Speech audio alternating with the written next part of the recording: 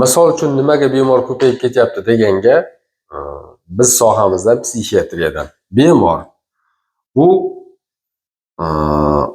vahimali qo'rquv sindromli bemor. Trevojno-fobiyskiy sindrom yoki depressiyasi bor, yashirin depressiya. Ya'ni tanadan shikoyat bo'ladi, lekin muammo ruhiyatda. Yoki ipokondrik bemor, o'zini kasalman, shu qayerimdir kasal deydigan bemor. Yoki vahimali qo'rquv, yuragidan, o'pkasidan, jigaridan, qalqonsimon bezidan qo'rqadigan bemor. O'lib qolishdan, og'irlashib qolishdan qo'rqadigan. Ipokondriklar o'zidan kasallik izlaydigan, yo'q, baribir doktor yaxshi tekshirmadi, men tekshirishim kerak deydigan bemorlar. Xullas, bularning hammasi nevrotik bemorlar.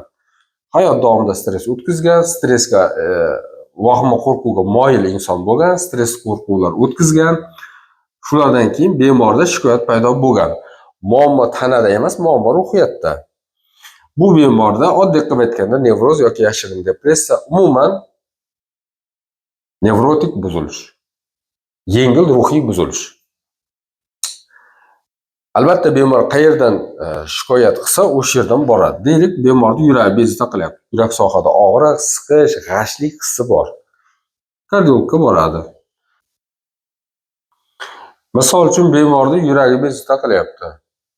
Yurak sohada og'riq, g'ashlik hissi, yoqimsizlik, urib ketish, tiqilib qolish, kardiologga boradi. Kardiolog uni tekshiruvga yuboradi. EKG, echo yoki umumiy qon tahlili yoki boshqa tekshiruvlar qiladi. Kardiologga qaytib boradi, yengil o'zgarish topiladi, kardiolog unga dori-darmon yozib beradi yoki mendan emas, aka bizdan yaxshisiz deydi. Ba'zan bemor turib oladi, menga dori yozing, siqyapti, og'riyapti, davleniyam o'ynayapti, qizarib ketyapman. Aptekaga boradi. Tak, bir dori-darmonlarni oladi. Ammo yurakda emas-ku. Vaqt o'tib, uni yana mazasi qochadi. U yana kardiologga boradi. Yanada aniqroq tekshir deb yana tekshiradi. Kardiologga yana qaytib keladi. Kardiolog aytadiki, endi sizga men dori yozmayman, siz bizdan emassiz deydi. Kardiolog albatta unga psixiatrga boring deb ayta olmaydi. Psixiatrga boring desa to'polon qiladi. Keyin u nerpatologga boring deydi. Bemor keyin nerpatologga boradi. Nerpatolog albatta ko'radi, tekshiradi, nevrostatusni ko'radi, o'tiring, burningizni ko'rsating, sezuvchanlik, yuz, bosh miya nervlarini tekshiradi, kerak bo'lsa tekshiruvga yuboradi. Qovurg'alar aro nerv nevrologiyasi deb o'ylashi mumkin. Yanada chuqurroq tekshirtirayin deb u MRTga yuboradi. Yoki MSKT qildiradi. Qon tahlilini ko'rish mumkin. Tekshiruvlarni o'tkazib, bemor yana nerpatologga qaytib keladi. Ko'radi, ozgina o'zgarish chiqadi. Albatta boshni ichida bosim bor, subatrofiya yoki eng hammada uchraydigan belgilar. Dori-darmonlarni yozib beradi. Bemorni aptekaga yo'naltiradi.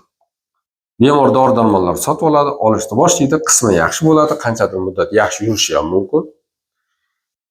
Lekin vaqt o'tib u yana bezovta bo'ladi. U yana keyin nerpatologga boradi. Nerpatolog yanada kuchliroq tekshiray deydi, yana tekshiradi-da, jiddiy narsa topmagandan keyin bizdan emas, psixiatrga boring deya olmaydi, yengilroq psixonevrologga yoki psixologga yoki boshqa doktorga boring. Balki yurak sohada yuragingizdan bo'lmasa, qovurg'alaringizdan bo'lmasa, bu yerda oshqozon, ichaklar ham bor degan fikrga keladi-da bemor. U gastroenterologga boradi. Gastroenterologga boradi. Yoki zobizdan bo'lishi mumkin deydi, chunki u odatda yuragidan tashqari nafas ham siqadigan bo'ladi. Endokrinologga boradi. Endokrinolog tekshirib ko'radi. U UZIga yuboradi. Gormon tahlilini ko'radi. Gormon tahlillerini ko'radi. Tekshiruvda u yana endokrinologga qaytib keladi. Endokrinolog ko'rib, hammada uchraydigan tug'illi zo'r, birinchi daraja, yo'l yetishmovchiligi yoki shunga o'xshagan narsa. Dori yozib beradi. Bemor borib aptekadan dorilarni oladi. Dorilarni oladi, qanchadir muddat yaxshi bo'ladi, balki to'xtatishi ham mumkin.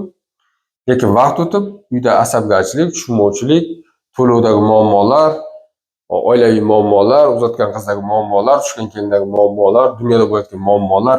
Xullas, nima bo'lishidan qat'iy nazar bemor yana bezovta qilib nafas siqadida, u yana endokrinologga boradi. Balki bu shunga borar, balki boshqa undan ham kuchli endokrinologga boradi. Endokrinolog yanada kuchliroq tekshiradi. Bu tekshiruvlarni qaytadan yanada zamonaviyroq qilib tekshiruvlar o'tkazadi. Tekshiruvlardan o'tib yana u endokrinologga qaytib keladi.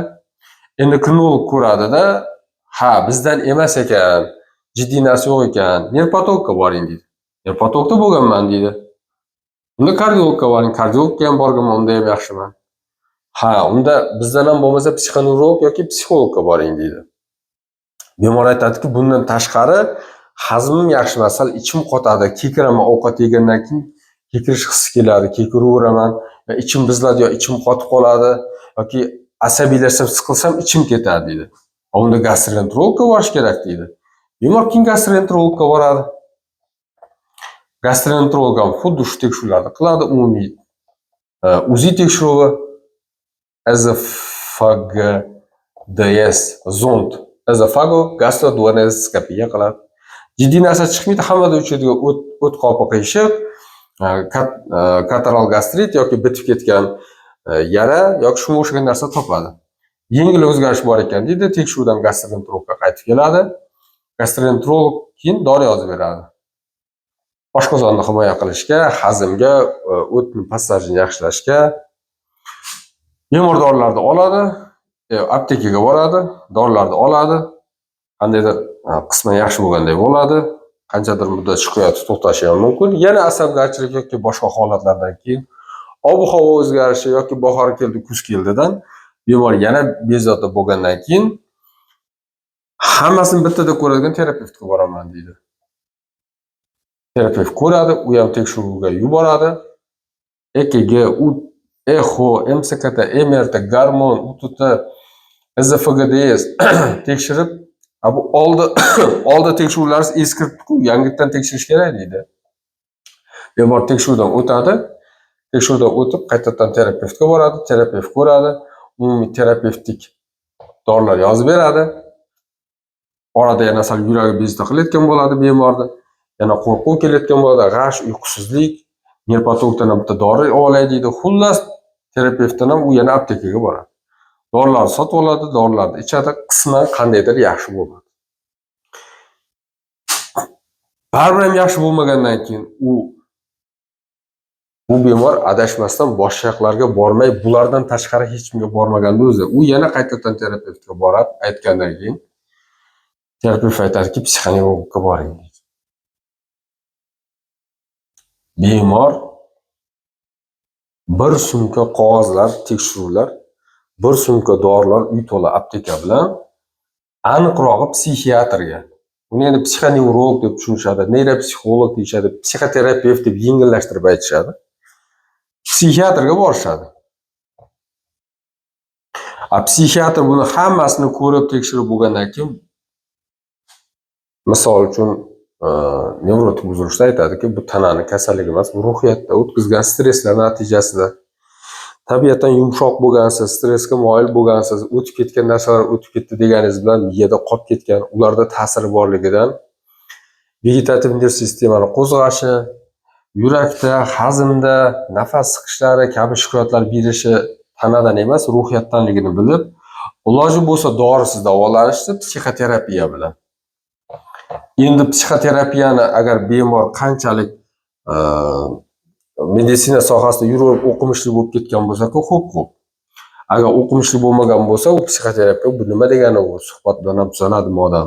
Shuncha yuragim siqadi, yuragim g'ash, nafasim siqadi, yuragim urib ketadi, davleniyam oshadi, valna keladi, pastdan tepaga qarab jonim chiqib ketgandek bo'ladi, hazm buzilgan, ichim ketadi, ichim qotib qoladi, ba'zan tinmay kekiraman, ovqat yeyishdan qo'rqaman, dori olishdan qo'rqib qolganman kabi minglab shikoyatlarni qanday suhbat bilan davolash mumkin degandan keyin yengil trankvilizator effektiga bo'lgan neyroleptik yoki antidepressant yoki trankvilizator o'xshagan dorilarni tavsiya qiladi.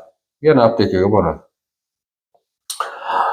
Qisman yaxshi bo'ladi, chunki dorilarni uzoq muddat ichmaydi, chunki bu yerda bitta aqlli odam chiqib qoladida, aytadi, sen shuncha dori ichyapsan, jigaringga zarar, dorilar ko'p ichilmaydi deydi.